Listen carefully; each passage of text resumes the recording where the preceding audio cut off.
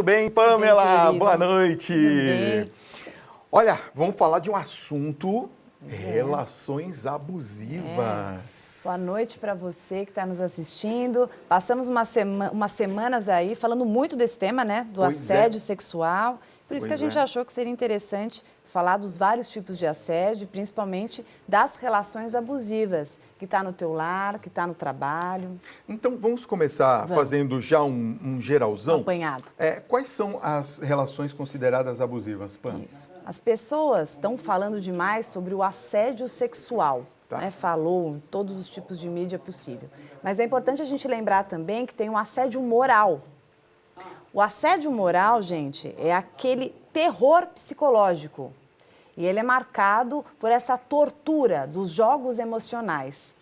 Manipulação, humilhação, grosseria, uma campanha silenciosa que muitas vezes o teu chefe faz com você, o seu marido faz com você, a sua esposa faz com você, em alguma situação que você se sente refém. E isso vai aos pouquinhos. Interessante lembrar que você não pode entender que um assédio moral acontece com um único episódio, mas sim a repetição desse comportamento e gradualmente isso vai dilacerando a sua autoestima. Quando a gente fala do assédio sexual, até para ser considerado um crime, sob o ponto de vista jurídico, a gente está falando de um comportamento dentro de uma escala hierárquica. Vamos pensar, o chefe, por exemplo, ele abusa do seu poder de autoridade, fazendo algum movimento de constrangimento ao subordinado em teor sexual, tá? Agora, as pessoas falam muito sobre, eu tô na rua e alguém mexe comigo, fala alguma coisa que me constrange. Não é considerado crime sob o ponto de vista jurídico, mas a gente vai considerar que é um crime psicológico, porque a gente fica dilacerado. A mulher, principalmente, que é um alvo tão falado atualmente, ela escuta aquilo machuca, ela deixa de passar por um determinado lugar, ela deixa de estar num determinado espaço, ela sente a sua imagem denegrida ali, se sente como um objeto, vai internalizando essa sensação e vai, claro, fazendo muito mal, podendo causar tanto transtornos psíquicos, né, transtornos emocionais, como físicos. Bom, para a gente dar uma ilustrada na nossa conversa, Pamela, nós temos um VT para a gente mostrar e para que você que está nos acompanhando também em todo o Brasil possam também entender um pouquinho melhor a nossa conversa. Gente, as relações abusivas não existem apenas dentro de casa, elas também acontecem da porta para fora, na rua, como a Pamela falou agora há pouco, e muitas vezes dentro, claro, do ambiente de trabalho. Quem não acompanhou o caso, por exemplo, do ator José Maier, não é? Pois é. No caso do José Maier, foi noticiado em todas as mídias. A denúncia foi de assédio sexual. Mulheres e homens vítimas de uma cultura de abuso de autoridade, pseudo-superioridade e que tratam o outro simplesmente como um objeto. E quem traz isso para a gente é o repórter Luiz Henrique Casoni, que vai ilustrar um pouquinho a nossa conversa. Vamos assistir.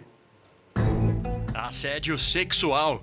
Conjunto de atos ou ditos com intenções sexuais praticadas por alguém que se encontra em posição hierárquica, social e econômica privilegiada. Violência verbal, psicológica e até física, praticada de forma corriqueira no espaço social ou ambiente de trabalho.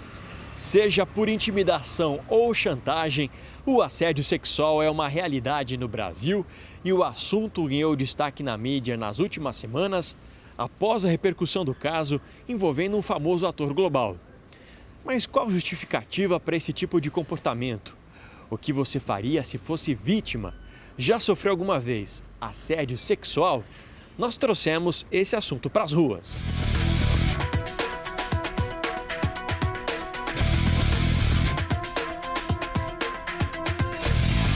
Não, eu nunca fui vítima, mas a gente vê direto no metrô, nos ônibus, ou até mesmo quando junta muita gente no semáforo, que os caras mexem mesmo. Passou uma moça bonita, o cara veio, assoviou pra ela, agorinha atrás. E como que ela reagiu? Deu um sorriso. Porque, né, levou na esportiva, né? Para mim, um assédio, por exemplo, não é uma palavra. Para mim, é um passar de mão. Para mim, isso é um assédio. Agora, uma palavra, eu não acho assédio. Uma cantadinha na rua? Não acho assédio. Por exemplo, eu já sou uma senhora. É gostoso você passar e falar assim, ainda tá bem. Oi, linda. Oi, gata, tá? Agora, umas palavras mais a mais já fica deselegante pra mulher, né? Porque às vezes a mulher é casada, ela gosta de ser elogiada, mas não assediada. Brincadeira dá liberdade para uma coisa e libertinagem para outra.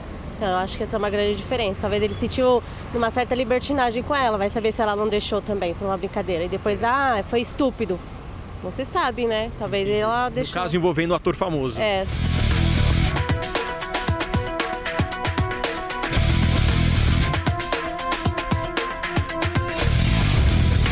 Eu já presenciei comigo mesmo. Ele foi assediado, principalmente por hierarquia.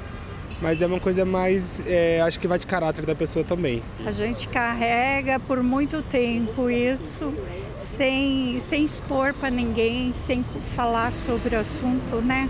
É o caso até da Xuxa, né? Da apresentadora. Ela não comentou há pouco tempo que foi, né, abusada. Lá atrás. Então, quando era criança, né? Agora, uma pessoa que não tenha vínculo econômico, que tenha condição de se defender, de se manifestar, de chamar a chefia, trocar de setor, para mim é uma baita hipocrisia. Principalmente hoje, eu acho que as mulheres chamam muita atenção disso, né? Por roupas, né? Eu sou estilista, eu costuro, faço sob medida e pelas minhas clientes, a maioria delas eu percebo que elas andam mais nuas do que vestidas, assim. Então, antigamente você usava tecidos bastante para uma roupa. Hoje você usa meio metro e faz uma roupa. Então, de certa forma, na sua opinião, as mulheres são responsáveis também? Provocativas? Sim, são. Eu sou mulher, mas eu digo isso com toda certeza. Que tema, né, Fábio? Você viu? Tema polêmico. Polêmico. Agora, Pamela, eu percebi até nessa reportagem do Casoni que a gente vê que as pessoas, elas têm uma noção real daquilo que é de fato um assédio e aquilo que de fato é uma cantada, por exemplo. Como que a gente pode saber qual que é a linha que define os dois? Porque, afinal de contas, linha tênue, o seu marido deve ter chegado em você com uma cantada, de alguma maneira, assim como eu cheguei também na minha esposa, não é? Super legal o que o Fábio está trazendo, você que está assistindo, acho que principalmente os homens que estão assistindo aqui, e pensam, bom, como que eu chego então numa mulher? Eu me interesso, como que eu chego? Gente, é o seguinte, uma cantada, você se interessar por alguém, você precisa chegar nessa pessoa, claro, né? Senão como vai ser? Né? Mas vamos observar se é consensual, né? Se aquela pessoa deu alguma abertura para você, como que você vai proferir alguma coisa naquele momento, um elogio, um momento ali, você vai sentir, vai sacar. Porque o que acontece? A mulher está andando na rua e você dá um grito ali, ou mesmo algo que constranja essa mulher, você não está fazendo uma cantada, você está agredindo. A pessoa, de repente, não está sentindo a vontade, ela está simplesmente atravessando para ir no trabalho dela. E aí você chama atenção, né? Fala alguma coisa, todo mundo olha, então essa mulher fica sem graça. Então a gente precisa usar do bom senso, medir. Eu falo, é muito interessante assim, o desejo faz parte do homem. Claro. O desejo existe na mulher, no homem, em todo ser humano. Agora, não é porque você sente o desejo que te dá o direito de exercê-lo sem o consentimento da outra parte, fazendo com que o outro lado tenha que sucumbir só porque você sente. Esse pensamento que, eu sou homem, eu tenho vontade, porque pôs a roupa. Então, quer dizer que a mulher tem a culpa, né? Então, ela pôs a roupa, ela está culpada em despertar isso em você? E se você pensasse o quanto você não está conseguindo controlar esse desejo em detrimento do espaço, do outro. Você vê que interessante que a senhora colocou, né? Mas as mulheres colocam a roupa. Aí a gente está nessa luta de podermos expressar, de termos a liberdade de usar uma roupa e entender que, sendo o que eu sou, o outro vai conseguir se controlar. Acho que a gente entra nesse campo da educação, né? Do quanto estamos educados, de acordo com aquilo que a gente sente, o quanto a gente deve ou não exercer esse desejo. Então, gente, cantada e assédio são duas coisas diferentes, a gente tem que saber dosar, observar o lado de lá. O outro tem que querer, tem que gostar, tem que estar aberto para receber isso. E não ser uma condição coercitiva. Entendi. Toma uma aguinha. Sim, Nossa, senhor. o programa hoje quentíssimo. Pamela, tem muita gente mandando perguntas aqui. Aliás, quero agradecer a todos vocês de todo o Brasil. Muito obrigado pelo enorme carinho da nossa audiência, inclusive já desde o começo, quando já estávamos falando da questão da baleia azul. Mas olha só, chegou uma pergunta aqui da Vânia de Goiás, que eu acho super interessante, Pamela. Olha só, todos me falam, Pamela, que eu vivo em um relacionamento péssimo. Olha o olhar de fora, né? Todos falam. Todos falam, né? E que eu tenho que largar o meu namorado. Mas por mais que seja difícil, eu amo muito e sinto que ele também me ama. Eu me sinto sem saída com essa pressão. Pode me ajudar? Primeiro que você não tem que mudar a tua vida em função do que os outros falam. Boa, gostei. Os outros falam, você vai escutar. Acho que a gente tem que dar um lugar para o que é falado. Mas quem tem que saber o que sente, se está feliz ou não, é você. Costumo dizer que o problema só existe quando a gente identifica o problema. Não adianta chegar às vezes no meu consultório, alguém falar, eu trouxe meu marido porque ele tem um problema. Eu converso com ele, o que você está sentindo, o que está acontecendo? Ah, não, está tudo ótimo. Eu falo, então não é nesse momento. Não é nesse momento. E quem está percebendo o problema é a esposa. Então vamos lá, mas tem uma coisinha que eu acho que vale a pena destacar, já que você deu uma brecha aqui para eu falar. Ah, eu sinto que ele me ama, né? Eu amo. Ah, e todo mundo fala que o relacionamento não é legal. Então, assim, que forma de amor é essa? Tá? Isso serve para todo mundo que está assistindo. Gente, amar, né? O amor não machuca, ok? O amor é algo construtivo, é algo que faz bem, que enobrece a alma, que faz você se sentir feliz. Se você está chorando mais, sofrendo mais do que tendo momentos ali de satisfação, está na hora de parar para olhar, porque sim, você pode estar numa relação abusiva. Então, lembrando o que eu falei no início, você chegou agora. A relação abusiva é uma relação que tem humilhação, que tem sofrimento, que tem jogos emocionais, que tem tortura psicológica, que tem manipulação, que você se sente muitas vezes culpada, tá? Então, ou culpado. Você está num relacionamento, as brigas são frequentes e no final delas, você nem lembra porque você estava brigando e no final você se sente completamente culpado e tentando reverter o jogo e entendendo que você não pode ficar sem aquele parceiro ou aquela parceira de nenhuma forma.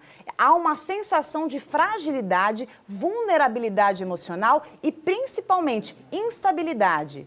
O parceiro, o abusador, ele tem o frequente comportamento de desestabilizar o parceiro, tá? Então, por isso essa sensação de, meu Deus, eu dependo do outro, eu preciso, não posso viver sem esse desespero do abandono, tá? Porque você já está na teia. E é muito difícil o indivíduo que está nessa situação, que está sofrendo ali, né, o passivo da situação, perceber. Porque ele está tão manipulado, ele está tão dentro desse jogo, que ele não percebe. Por isso que é legal, ó, escutar um pouco, pelo menos, quem está de fora e quem gosta de você.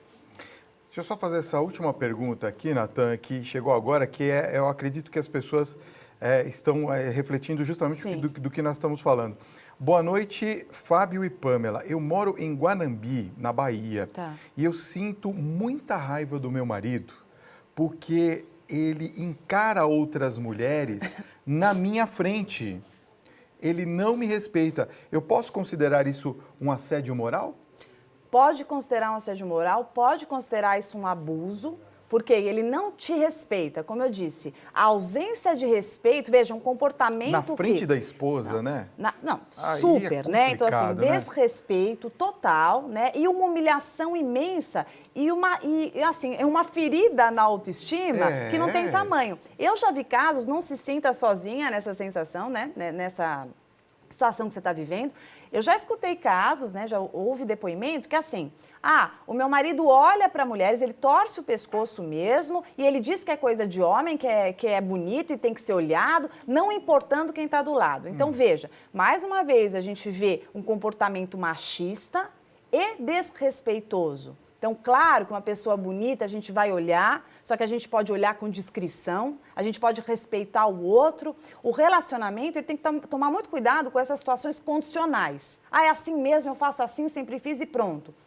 Se eu estou num relacionamento, eu tenho que escutar o meu parceiro, eu tenho que entender o que machuca, senão eu continuo a feri-lo nesse movimento crônico e sim, eu estou cometendo um assédio moral. Quer continuar esse assunto? Tenho certeza. A Pamela vai fazer live sobre isso, né, Pamela? Eu já avisei antes que eu falaria, que bacana, com certeza. Hein? Vamos lá? Então, vamos lá. Então, terça-feira que vem, às 18 horas, se você estiver na minha página, tiver Facebook, siga-me. Pamela Magalhães, psicóloga.